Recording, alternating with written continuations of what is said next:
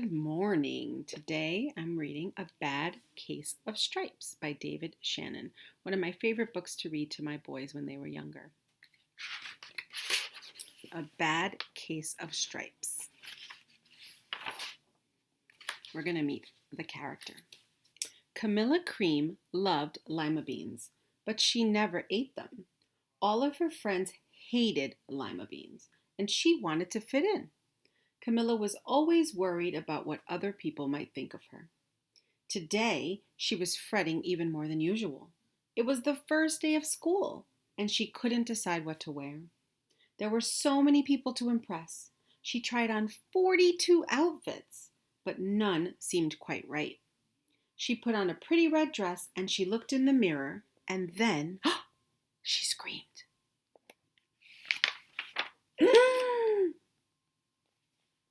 Her mother ran into the room, and she screamed too. "Oh, my heavens," she cried. "You're completely covered with stripes." That was certainly true.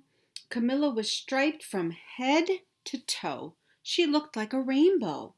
Mrs. Cream felt Camilla's forehead. "Do you feel all right?" she asked. "I feel fine," Camilla answered.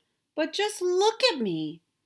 "You get back in bed this instant," her mother ordered. "You're not going to school today." Camilla was relieved. She didn't want to miss the first day of school, but she was afraid of what the other kids would say. And she had no idea what to wear with those crazy stripes. Poor Camilla. That afternoon, Dr. Bumble came to examine Camilla. "Most extraordinary," he exclaimed. "I've never seen anything like it. Are you having coughing, sneezing, runny nose, aches, pains, chills, hot flashes, dizziness, drowsiness, shortness of breath, or uncontrollable twitching?" "No," Camilla told him. "I feel fine." Dr. Bumble said, turning to Mrs. Cream. "I don't see any reason why she shouldn't go to school then. Here's some ointment that should help clear up those stripes in a few days. If it doesn't, you know where to reach me." The next day was a disaster. Everyone at school laughed at Camilla. They called her Camilla Crayon and Night of the Living Lollipop. She tried her best to act as if everything were normal, but when the class said the Pledge of Allegiance, her stripes turned red, white, and blue with stars. And she couldn't believe it. The other kids thought this was great. One yelled out, "Let's see some purple polka dots." Sure enough, Camilla turned all purple polka dotty. Someone else shouted, "Checkerboard!" And a pattern of squares covered her skin. Soon everyone was calling out different shapes and colors, and poor Camilla was changing faster than you can change channels on the television. That night, Mr. Harms, the school principal, called. "I'm sorry, Mrs. Cream," he said. "I'm going to have to ask you to keep Camilla home from school. She's just too much of a distraction.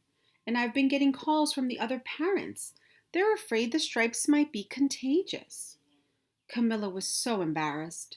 She couldn't believe that 2 days ago everyone liked her, and now nobody wanted to be in the same room with her. Her father tried to make her feel better. "Is there anything I can get for you, sweetheart?" he asked. "No, thank you," sighed Camilla. What she really wanted was a nice plate of lima beans. But she had been laughed at enough in one day. Her parents are very worried. Well, I see," Dr. Bumble mumbled when Mr. Cream phoned the next day. "I think I'd better bring in some specialists." About an hour later, Dr. Bumble arrived with 4 people in long white coats. He introduced them to the Creams. "This is Dr. Grop, Dr. Sponge, Dr. Cricket, and Dr. Young." Then the specialists went to work on Camilla. They squeezed, jabbed, tapped, tested. It was very uncomfortable. "Well, it's not the mumps," concluded Dr. Grop. "Or the measles," said Dr. Sponge. "It's definitely not the chicken pox. It's not sunburn." Try these, said the specialist. They each handed her a bottle filled with different colored pills. Take one of each before bed, said Dr. Gropp. Then they filed out the front door, followed by Dr. Bumble. There's the examination.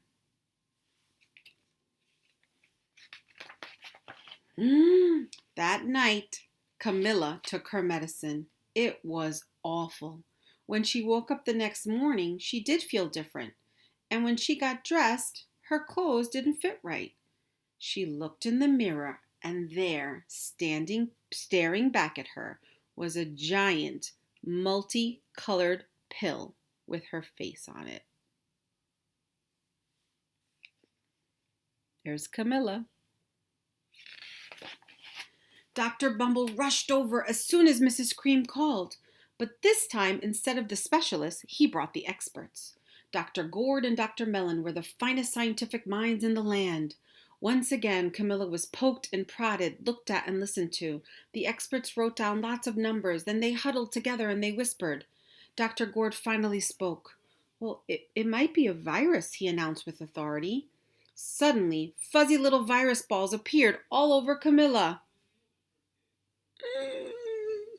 Or possibly some bacteria, said Dr. Mellon. Out popped squiggly little bacteria tails. Or it could be a fungus. Instantly, Camilla was covered with different colored fungus blotches. The experts looked at Camilla and then at each other. We need to go over these numbers again back at the lab. We'll call you when we know something. But the experts didn't have a clue, much less a cure.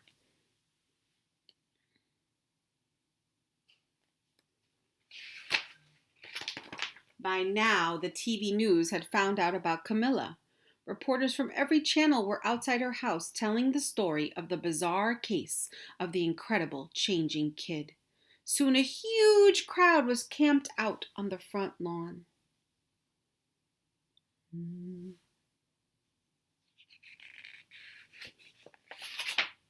The Creams were swamped with all kinds of remedies from psychologists, allergists, herbalists, nutritionists, psychics, an old medicine man, a guru, and even a veterinarian. Each so-called cure only added to poor Camilla's strange appearance until it was hard to even recognize her. There's Camilla. She sprouted roots and berries and crystals and feathers and a long fairy tail. And nothing worked.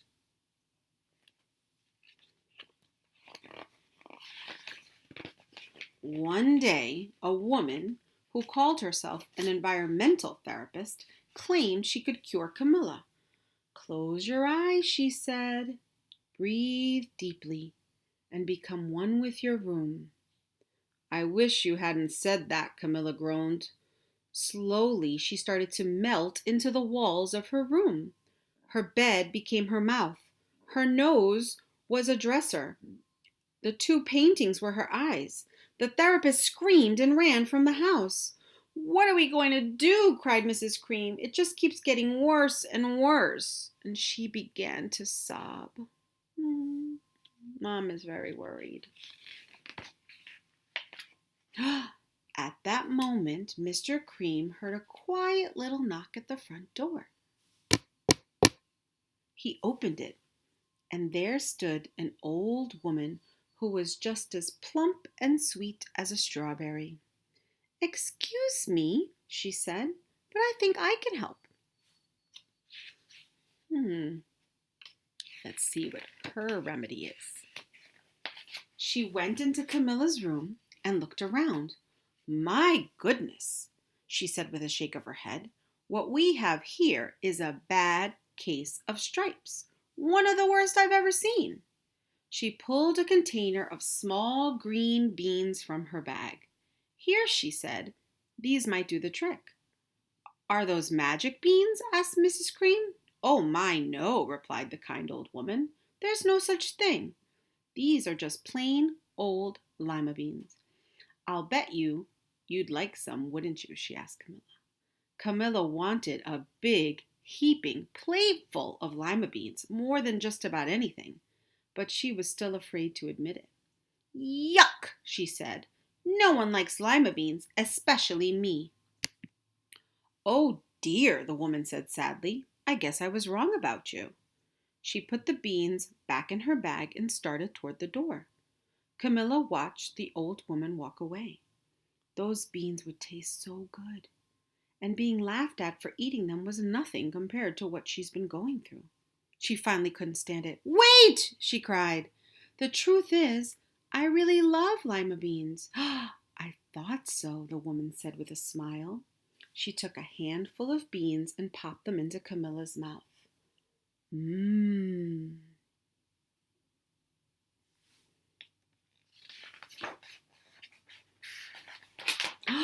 Suddenly, the branches, feathers, squiggly tails all began to disappear. Then the whole room swirled around. When it stopped, there stood Camilla, and everything was back to normal. "I'm cured!" she shouted. "Yes," said the old woman. "I knew the real you was in there somewhere." She patted Camilla on the head. Then she went outside and vanished into the crowd. There's Camilla with no stripes, no tail, no bacteria, no fuzzy things. Afterward, Camilla wasn't quite the same. Some of the kids at school said she was weird, but she didn't care a bit. She ate all the lima beans she wanted, and she never had even a touch of stripes again. The end. A Bad Case of Stripes by David Shannon.